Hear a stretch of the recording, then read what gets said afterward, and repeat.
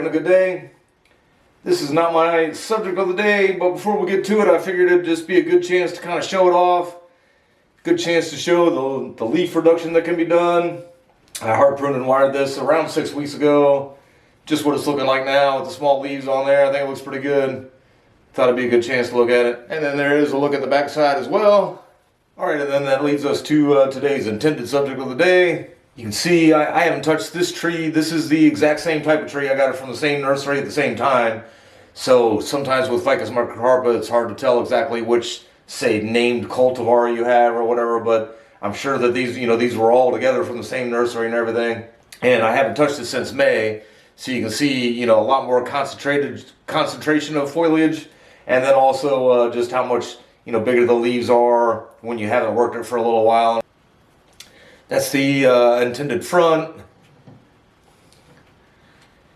And then this would be the back side. Sometimes after I get it cleaned up, kind of like this side a little bit better, but then no matter how much foliage is on there, it kind of covers up the trunk some.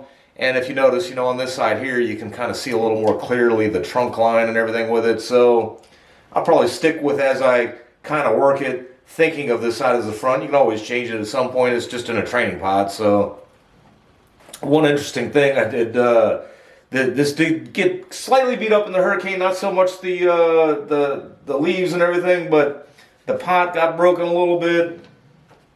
Just from where it, this little chip was taken out of it from where it got knocked over. And then when I actually picked it up, I noticed that it actually has an escape root out of the bottom hole that I guess throughout the summer or at some point or another actually had come back up and is now growing into it.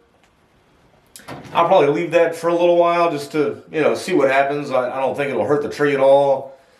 Eventually, when I go to repot it, obviously I have to take it off, but I'll leave it on there now just because I think it's kind of interesting and funny. But anyhow, the last video I made, my throat started hurting just as soon as I got, going on it. I'm feeling a little bit better, but I can already feel now the speaking too much is already kind of getting to me a little bit. So I'm just going to go ahead and shut up and prune this guy back.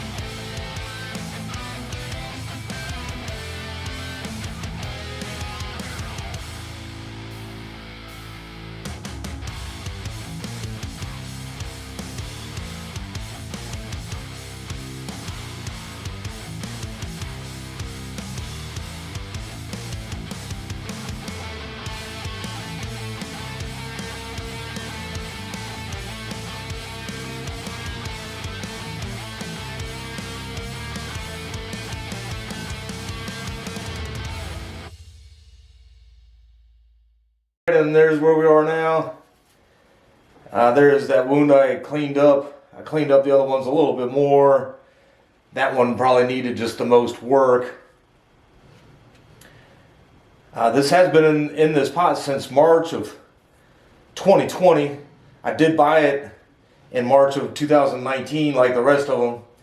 It had a lot more aerial roots at the time. I didn't realize it. If you go back and look at those pictures, it had a lot more aerial roots in there than it does now. A lot of them just dried up.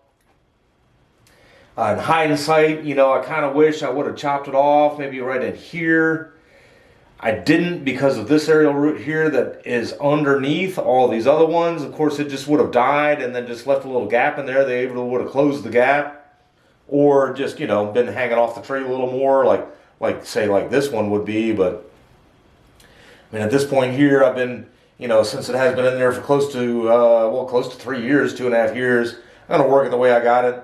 Kind of wish I just would have had, if you know, those old other pictures, you can see that this was way out to here, I think, and then it just had these two lower branches and never really got a leader there, and eventually I had to chop it back. Scar's kind of ugly there. I worked that one a little bit too. But either way, I mean, I think eventually this turned into, you know, one of my favorite trees. Just got to develop a little bit more, taking a little more time.